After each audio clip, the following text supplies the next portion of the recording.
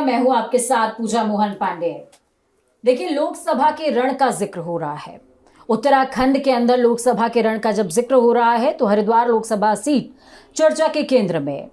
और सबसे ज्यादा चर्चा जिस बात की हो रही है वो है हरीश रावत के बेटे वीरेंद्र सिंह रावत, क्योंकि 10 प्रत्याशी जो कि आमने सामने टक्कर में, उनमें सबसे युवा प्रत्याशी हैं।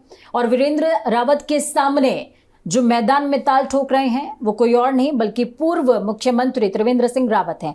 वीरेंद्र जी, बहुत स्वागत है न्यूज इंडिया पर आपका। मैं न्यूज इंडिया के सभी श्रोताओं को प्रणाम करता हूं, नमन करता हूं और आपके माध्यम से मैं अपनी आवाज़ अपनी पब्लिक तक पहुंचाना चाहता हूं कि ये बदलाव के बयार आज पूरे देश में बह रही है। और इस बदलाव का चेहरा है राहुल गांधी, हरीश रावत। और निश्चित रूप से हम न सिर्फ हरिद्वार जीतेंगे बल्कि हम पांचों के पांचों उत्तराखंड की सीटें जीतने जा रहे हैं। पांचों की पांचों उत्तराखंड की सीटें जीतने जा रहे हैं। वीरेंद्र जी, 2019 के आंकड़ों को अगर देखें तो जिस सीट पर आप हैं, यहाँ से पूर्व मुख्यमंत्री रमेश पोखरियाल निशंक थे और उन्होंने कांग्रेस के प्रत्याशी अमरीश जी को शिकस्त दी थी और मार्जिन लगभग 2.5 लाख वोटों का था। इस बार के चुनावों को आप पिछले चुनाव से कितना अलग पाते हैं और क्यों? पिछला चुनाव जो 2019 का यहाँ पर हुआ था, हम सभी कार्यकर्तागण, सभी नेतागण माननीय हरीश रावत जी को बहुत हमने कन्विंस करने की कोशिश की कि आप यहाँ से चुनाव लड़िए। हालांकि बात हमारी नहीं बन पाई, लेकिन अगर वो चुनाव लड़ते तो सूरत हाल कुछ और होता। खैर, जो बीती ताही बिसार दो। और उस समय जो चुनाव हुआ था वो एक स्थानीय शब्द जो है वो बड़ा लोगों के दिमाग में घूम गया था और उसका कहीं ना कहीं हमारे कैंडिडेट को नुकसान हुआ था। आज जो है 2024 है। आज भाजपा को सत्ता में रहते हुए लगभग 10 वर्ष हो गए और इन 10 वर्षों में भारतीय जनता पार्टी ने कोई भी जो उन्होंने वादे किए थे, उन वादों में से कुछ भी वादे वो पूरा नहीं कर पाए। मसलन जैसे 15 लाख सबके खाते में आएंगे। आज अगर मैं किसी भाजपा के दोस्त को कहता हूं कि 15 लाख रुपए मेरे नहीं आए, तो वो ऐसा सरपट भागता है कि उसको पेट्रोल की भी जरूरत नहीं पड़ती उसको। और इसी तरीके से महंगाई कम करने की बात थी। आज देखिए आप, महंगाई अपने चरमोत्कर्ष में है और महिला सुरक्षा उत्तराखंड में एक बहुत गंभीर विषय है। आज भी हम अंकिता भंडारी के हत्यारे को ढूंढ रहे हैं। भाजपा की डबल इंजन की सरकार है, लेकिन आज वो उस वीआईपी का नाम ही नहीं बता पा रही है, जबकि उनकी सरकार है, उनके पास तो सब कुछ है, शासन प्रशासन उनका है। वो अगर उनके नियत में खोट ना हो तो वो अंकिता भंडारी के हत्यारे को ढूंढे और उसको सजा देने का काम करे। अगर हरिद्वार के समीकरणों की बात करूं तो देखिए, हरिद्वार की जनता पर्यटन की दृष्टि से भी अपने आप को अलग दृष्टिकोण में पाती है और भी बहुत सारी समस्याएं हैं हरिद्वार की जिसको अभी भी एड्रेस करना बाकी है। उसको कांग्रेस किस तरीके से एड्रेस करने जा रही है और खासकर आप किस तरीके से एड्रेस करने जा रहे हैं? देखिए, मैंने एक 72 सूत्रीय एजेंडा तय किया है जिसमें हरिद्वार लोकसभा के आईएसबीटी से लेकर नारसन तक और दल्लावाला से लेकर बिंडू खड़क तक सारे क्षेत्र को मैंने उसमें कवर अप किया है।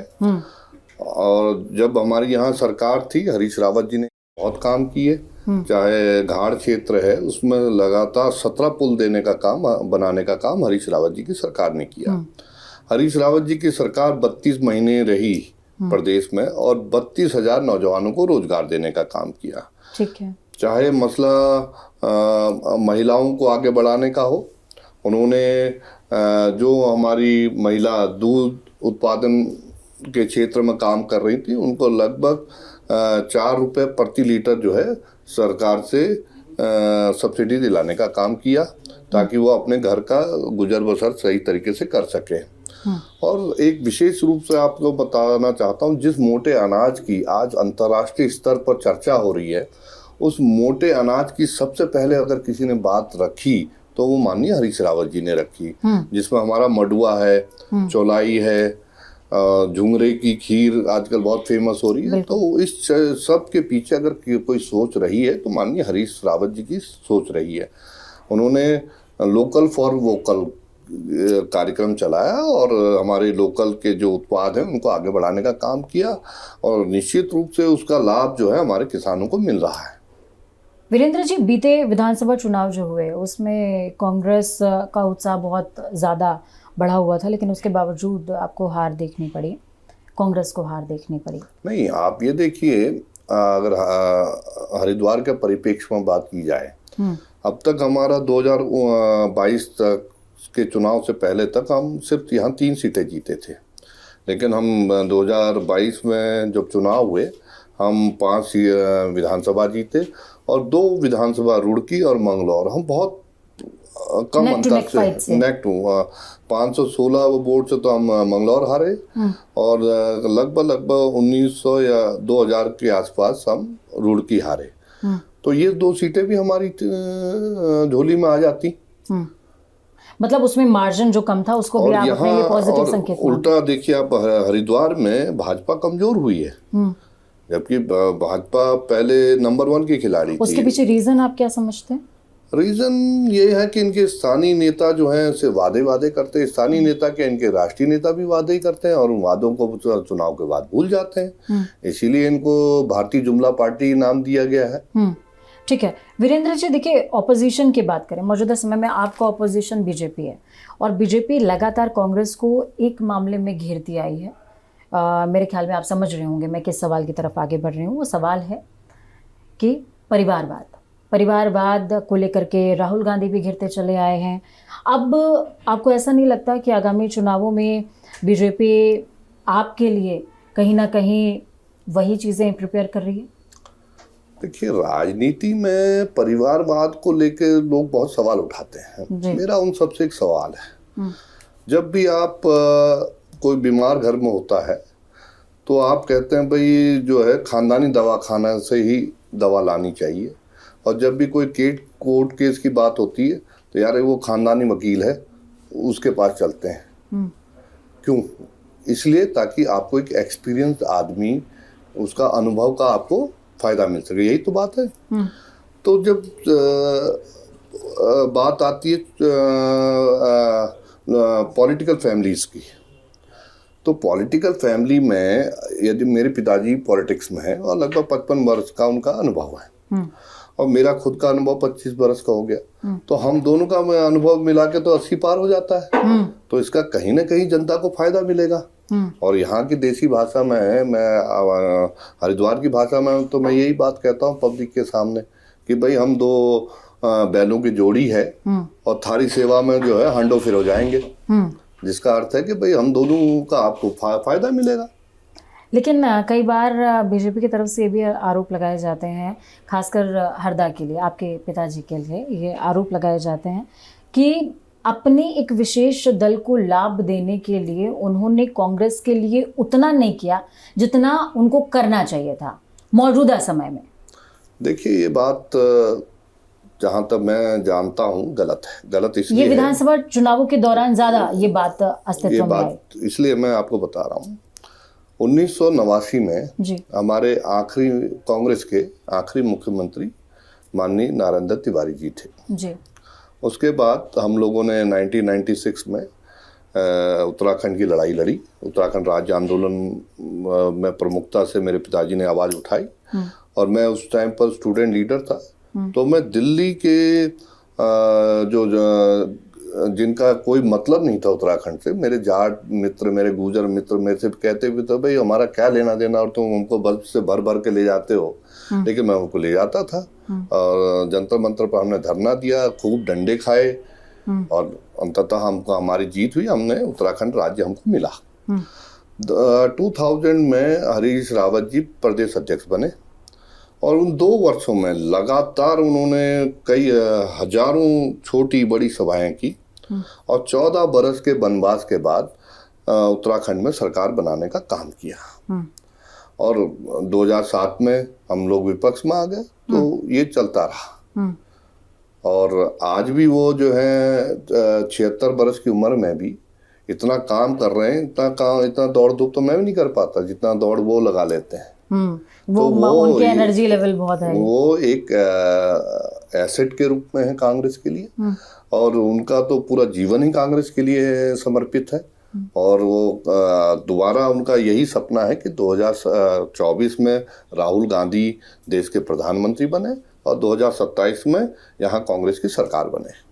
वीरेंद्र जी, यूसीसी अभी रिसेंटली राज्य के अंदर आया है, यूसीसी को लेकर के कांग्रेस का क्या स्टैंड है? और आपने बोला आपके पास अनुभव 25 साल का ज़रूर आंकड़ों में नज़र आता है, लेकिन वो 80 है क्योंकि आप 2 बैलों की जोड़ी हैं। तो आपके लिए यूसीसी का इम्पैक्ट? देखिए, यूसीसी जो है वो सेंट्रल गवर्नमेंट का इशू है जी। और यहाँ की सरकार ने यूसीसी क्यों बनाया और क्यों लागू किया, मेरी समझ में से परे है। क्योंकि देश में 2 कानून नहीं हो सकते, कानून तो एक ही होगा ना, और it is governed by the central government. तो आप सेंट्रल गवर्नमेंट को यूनिफॉर्म कॉमन सिविल कोड बनाने दीजिए ना, क्योंकि वो पूरे देश की, अब उसमें आपने एसटी, एससी और इन सबको, ओबीसी को कहीं कुछ किए, किसी को रखा किसी को नहीं रखा, तो वो यूनिफॉर्मिटी आई नहीं। What do you mean by the uniform? Uniform mean सबको समान रूप से देखा है, और वो बनाने का हक जो है केंद्र सरकार को है। केंद्र सरकार ने उसमें कुछ किया नहीं, राज्य सरकार पर ये बड़े पहलवान बने जो बना लिया, और वो पूरी कवायद और उसमें जो पैसा खर्च हुआ वो सब that is wastage of time. उसमें सिर्फ पैसा लेकिन बेकार गया। बीजेपी के हौसले बहुत ज्यादा बढ़े हुए हैं। उनका कहना है कि यूसीसी इज अ माइलस्टोन। वक्त आने पर पता लग जाएगा कि कितना बड़ा माइलस्टोन है। अच्छा, आप बताइए, अगर सेंट्रल गवर्नमेंट कुछ और कानून बना दे और ये इनका कानून फिर क्या रह जाएगा? फिर तो बेकार हो जाएगा। ठीक है, अभी अगर हम बीजेपी के अभी प्रधानमंत्री नरेंद्र मोदी हर मंच से लगभग 370 का नारा बुलंद कर रहे हैं, अगर और वो 370 में देवभूमि को 5 के 5 काउंट कर रहे हैं, आप उनके इस स्लोगन को कहाँ देखते हैं? देखिए, वो तो कह रहे हैं 400 पार। हाँ, लेकिन 400 पार जनता तो नहीं कह रही है। जनता तो बदलाव चाहती है, और जब उनको रिजल्ट आएगा तो उनके दावे धरे के धरे रह जाएंगे और राहुल गांधी देश के प्रधानमंत्री बनेंगे। ठीक है वीरेंद्र जी, आखिरी सवाल है मेरा आपसे, और ये आखिरी सवाल हरिद्वार लोकसभा की जनता के लिए। वीरेंद्र रावत जी को प्रदेश की जनता क्यों प्रेम दे, हरिद्वार की जनता क्यों प्रेम दे? इसलिए प्रेम दे रही है क्योंकि मैं 2009 से, जब से मेरे फादर यहाँ सांसद बने हैं, उस समय तो यहाँ पर स्थिति ये थी, जब मैंने 2008 में यहाँ काम करना शुरू किया, बसपा बहुत हावी थी। या तो लोग भाजपा की बात करते थे या बसपा की बात करते थे, कांग्रेस की तो यहाँ कोई बात ही नहीं करता था। लेकिन हमने लोगों को जोड़ा, और इत्तेफाकन उस समय हमको ये मदद भी थी कि भाई कि एक बार हमारी सरकार रह चुकी थी, तो लोग हमारी तरफ आकर्षित हुए और हमने उनको जोड़ने का काम किया। 2009 में जबकि लोग उस समय कहते थे कि भाई वो पहाड़ी आ गया कि जैसी बातें उठाते थे, कुछ लोग होते हैं, लेकिन लोगों ने अपना प्यार दिया, प्रेम दिया। माननीय हरीश रावत जी को बड़े भारी बहुमत से जिताया, और उन्होंने भी जितना प्यार हरिद्वार की जनता ने उनको दिया, उससे कई गुना ज़्यादा उन्होंने उनको लौटाया। उन्होंने केंद्र में मंत्री रहते हुए, आपने कभी ये नहीं सुना होगा, जब वो कृषि मंत्री रहे, उन्होंने नए नए बीज जो है किसानों को बांटने का काम किया। उन्होंने जो ये जानवर होते हैं, नई नस्ल के जानवर का जो है वो हरियाणा में से वैज्ञानिक भेजे, साइंटिस्ट भेजे कि भाई आप जो है नई नस्ल के हमारे जानवर हमारे किसानों को मिले, ताकि उनका दूध उत्पादन बढ़े, उनकी कमाई बढ़े। तो इतनी गहराई तक सोचने वाला नेता आप मिलेगा नहीं। तो उनका अनुभव आप में है। मैंने देखा है कि किस तरह से काम किया जाता है, और निश्चित रूप से बेटा एक कदम आगे ही निकलेगा, ऐसा मेरी सोच है। और वो मूल है, अब ब्याज है। हाँ, तो मूल और ब्याज का तो वो होता ही है, और दोनों को मिला लिया जाए तो फायदे में ही रहता है आदमी।